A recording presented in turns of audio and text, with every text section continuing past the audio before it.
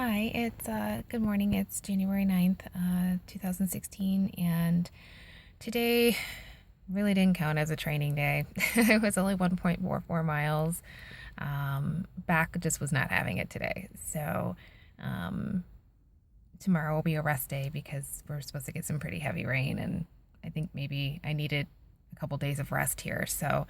Um, so on my run today, I was thinking, what great inspiring thoughts I could have for this video since I don't want to bore everybody with just running updates. And it kept coming back to being in a situation that we're not supposed to be in, a situation that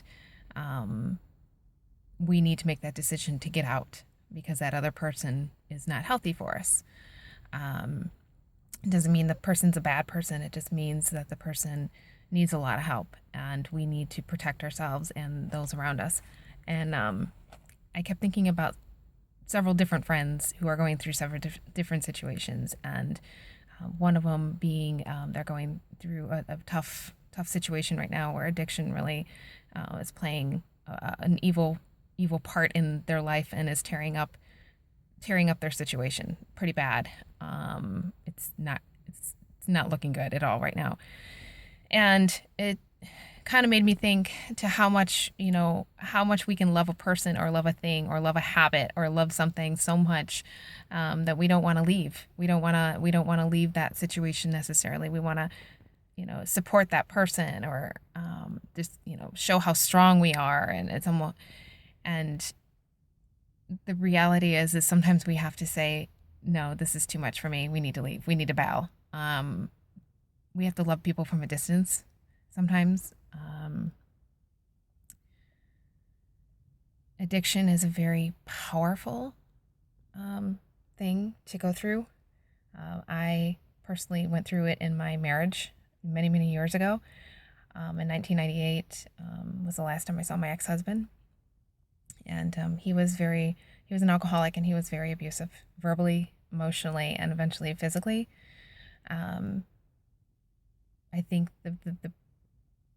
what really made it difficult, what made me realize the impact of the situation, was having my 2-year-old stepdaughter attack her own dad, and literally screaming at him and hitting him, yelling at him, "Don't hurt her, don't hurt Amy, leave Amy alone."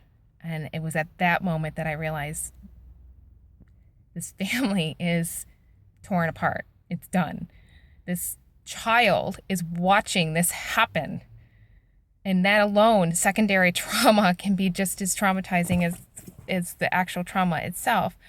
And it was traumatizing, and it made me realize, get the hell out. I got out and I came back. And I got out and I came back. And the last time I went to leave him, finally, for the final time, he had attacked me the night before. And I was getting out the next day. I was trying to get my stuff together and get out and just leave permanently this time. I felt strong enough to do it. I was in therapy and I had friends. He held his rifle to me and more or less said, "I don't care if I live anymore. You've left me 3 times now." And he was going to shoot me, and he was going to shoot himself. Luckily, his roommate was in the house, and I was able to scream for his roommate, and I was able to get the hell out of there. Never came back. I have never seen my ex-husband since that day. I have no desire to see him. Domestic violence and addiction are very real.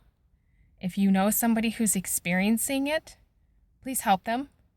Whether it's the person who's actually committing it and needs to be hospitalized, arrested, whatever the case may be, just get them the help. If it's the person who is on the receiving end of it, get them help. Get them to a shelter. Get them to a safe family's place. Get them help. Do not turn your back on them.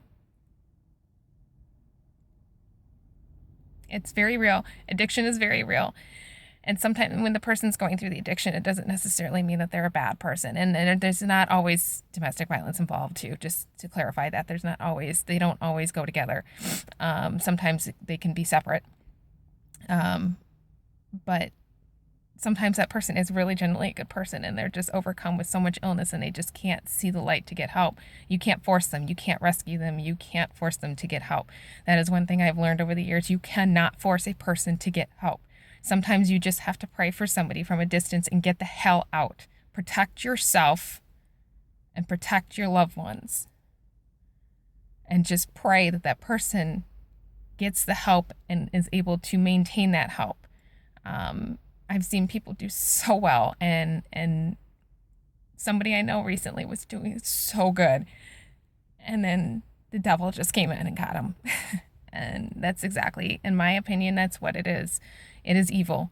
It is the devil that comes in and takes you away from God. You don't have a strong enough grip on God, and you let go of God's hand, and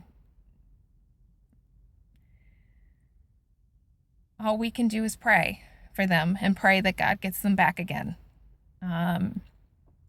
before somebody permanently is injured. So I know that doesn't really have a lot to relate to running today. It's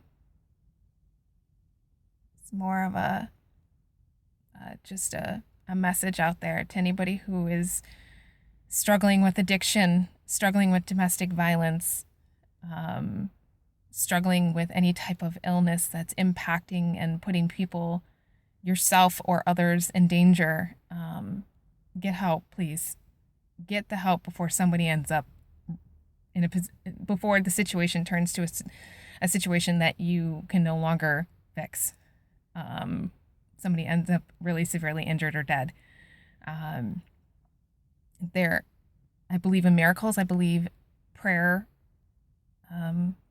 I believe that God can create miracles. I believe that we can see someone who may appear to us as being so damaged and beyond help, and God can reach in and perform a miracle and really help that person permanently. The key is just don't let go of God's hand. Don't let go of him. You know what it feels like to stray away from him. And don't let go of him. And if you feel like you're letting go, reach out, ask for help. There's nothing shameful about saying, I need help. I need a therapist. I need a psychiatrist. I need to be hospitalized. I need help. Please help me. There's always someone who's going to be willing to help you. Someone. Whether it's somebody at a hospital or a friend or a loved one or something. But doesn't mean you're a bad person. It just means that you need to get the help before it kills you or someone else. And not just physically, but internally. So that's all I have to say. I know this is a little bit different video today, but again, if you know someone who's experiencing addiction, reach out and let them know that you're there and encourage them to get the help, but understand yourself that you can't force them to. And you may get to a point where you may need to make that decision on whether or not you walk away from that person, because that person becomes damaging to you as well. Unfortunately, there's always casualties of war and addiction, and people get hurt around you. You can't force someone to get help. And if you know somebody who is in a situation where there's domestic violence, don't turn your head, please. Don't turn away from it. Don't ignore it and say, this is not my problem. Do something. Stand up and do something. If you're walking in a public place and you see a man or a woman beating the other person up, do something. Even if you can't physically step in to help them, get a police officer. Call the police. Get secure. Do something. Don't turn your head to it. Do not say, this is not my problem. I don't need to deal with this. I don't want to get involved. Too many people do that. And too many people get hurt as a result. That's all I have today. Thanks.